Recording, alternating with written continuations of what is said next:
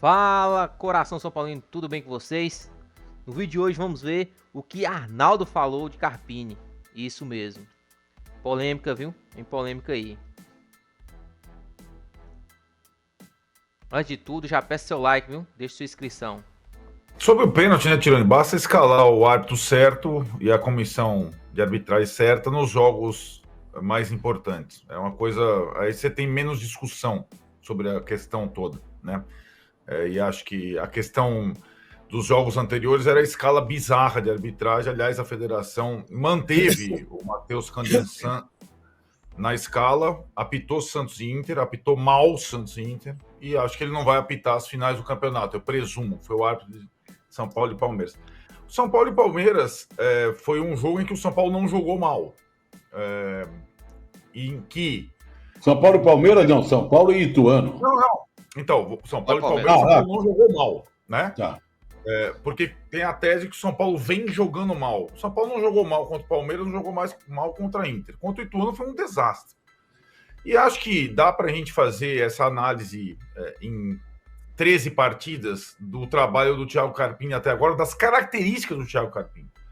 Que ele é um técnico que muitas vezes acerta numa estratégia para jogo específico, ele não mantém escalações, ele vai mudando de acordo com o adversário. Mas ele tem um problema, assim, que é raro, com substituições. É incrível a dificuldade dele em substituir. Ou em fazer as trocas, ou de acertar as trocas.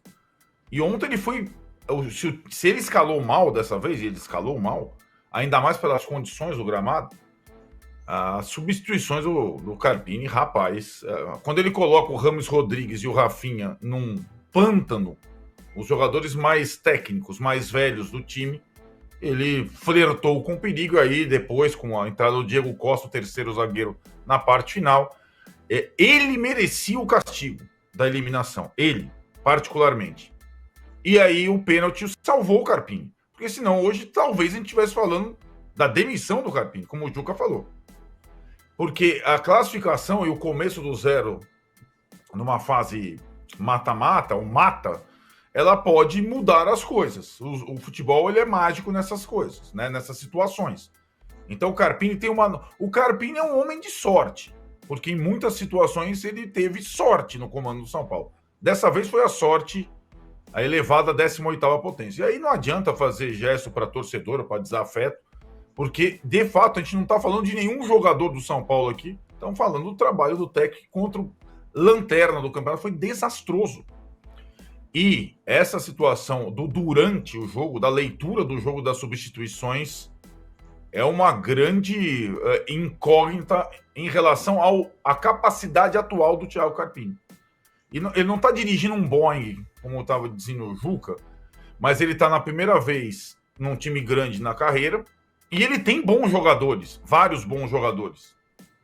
Então, a responsabilidade maior nisso tudo, no sucesso, no fracasso do São Paulo, vai ser dele. Até porque ele herdou um trabalho que vinha de um título importante, o trabalho do Dorival Júnior. Não tem mais nada do Dorival Júnior no time de São Paulo. Zero. E agora o Carpini tem, nessa fase decisiva, mais uma obrigação, porque o time grande que joga em casa tem que se classificar, jogando mal ou jogando bem. Quanto o Novo Horizontino, que é 20 vezes melhor que o Ituano, trocentas vezes, é melhor que vários times que estão mais badalados no futebol de São Paulo, ele tem a obrigação de passar, né? E no final de semana. E aí, passando para a semifinal contra um outro grande, se passar, aí acho que aí as coisas ficam mais diluídas. Mas ele ainda continua, para mim, com a corda no pescoço e agora com uma atenção maior ainda por tudo que aconteceu ou deixou de acontecer no Itu. Ô, Mauro, só um minutinho. O Juca não deu o número de likes, né? E você podia botar, depois dessa fala do Arnaldo, os 4 jogos, os 4 confrontos. Sim. Né, pra gente ficar... Agora, já falo. O Juca fala o número de like e eu falo os confrontos. Diga lá, Juca. Parcimônia, hein? Ih, ficou muito. Estão devendo 400 likes da sexta-feira. Então, hoje eu quero 5.400.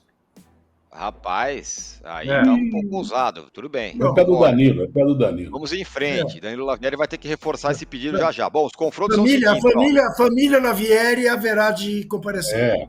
Exatamente. Ó, os confrontos: Palmeiras e Ponte Preta, Santos e Portuguesa, Bragantino e Inter de Limeira, São Paulo e Novo Horizontino, os confrontos das quartas de final. Lembrando, na fase semifinal, os confrontos serão por número de pontos conquistados. Os times continuam somando pontos nessa fase. Então, por exemplo, o Palmeiras, se tiver mais pontos, seguir com mais pontos na fase final, ele vai enfrentar o quarto mais bem pontuado. Então, sei lá, hoje seria Palmeiras e Bragantino, e seria São Paulo e Santos, considerando que os mandantes passassem. Seria Novo Horizontino e Santos. Cravo. A surpresa nas semifinais será o Novo Horizontino. Boa. Mauro, a gente campanha, né? O Novo Horizontino e o São Paulo. O fez a quarta campanha. São Paulo a terceira. Que eu vou deixar minhas considerações, certo?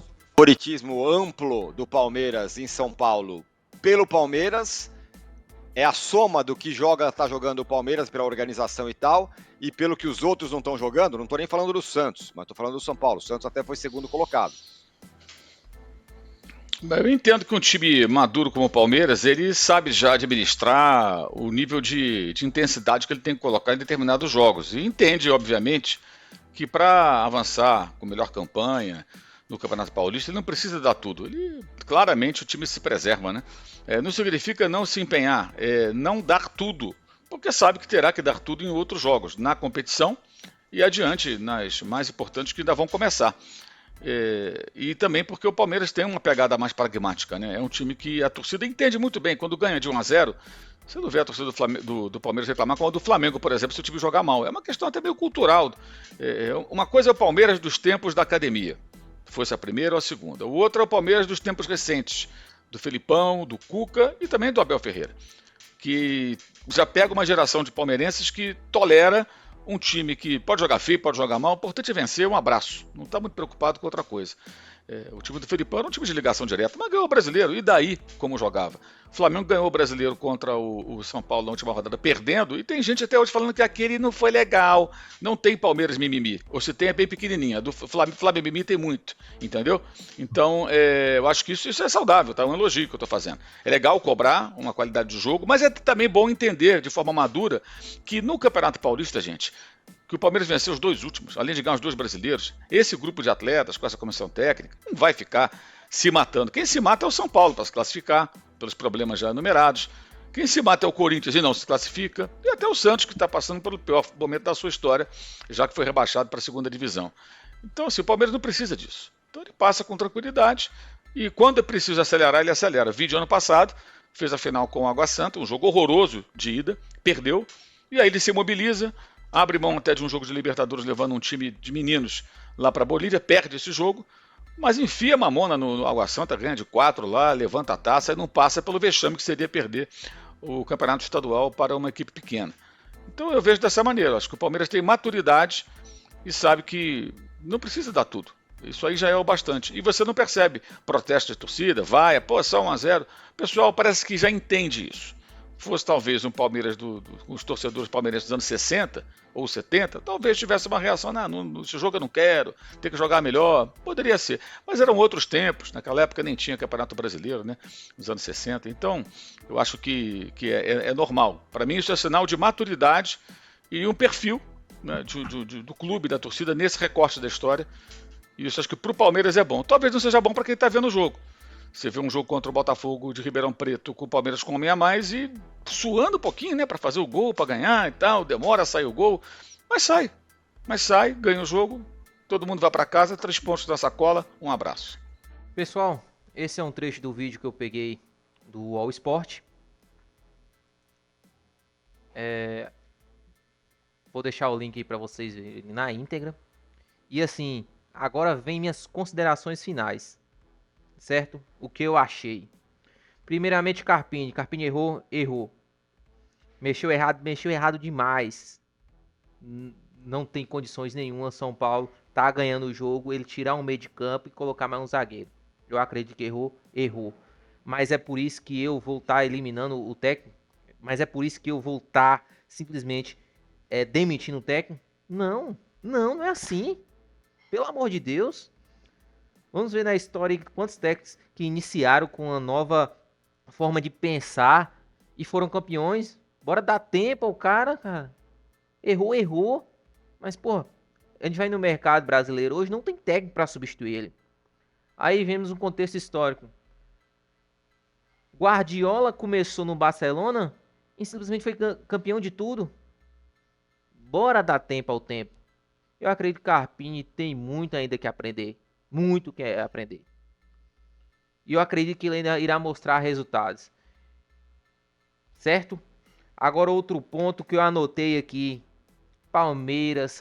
Palmeiras não precisa correr atrás do resultado. Palmeiras não tá jogando essa bola toda, meu amigo. Palmeiras simplesmente não tá jogando essa bola toda.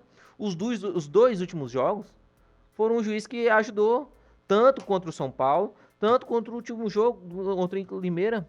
E não tá jogando essa bola toda. Eu acredito que o Palmeiras hoje não é o melhor futebol do Brasil. Não é o melhor futebol do Brasil. Toda vez que o Palmeiras pega o São Paulo, é massacrado. São Paulo tem mais bola do que o Palmeiras. Mas é isso aí, né? A mídia exalta o Palmeiras e critica os outros times.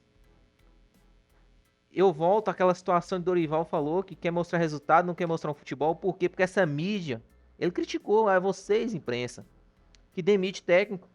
Essa pressão aí sem necessidade, São Paulo classificou, cara. Pô, o Corinthians foi eliminado. Aí você vai pro Carioca, Botafogo foi eliminado, Fluminense tá próximo de eliminação. Mas não, São Paulo, eles têm que bater em cima. Bora massacrar o técnico. Mas é isso aí, pessoal.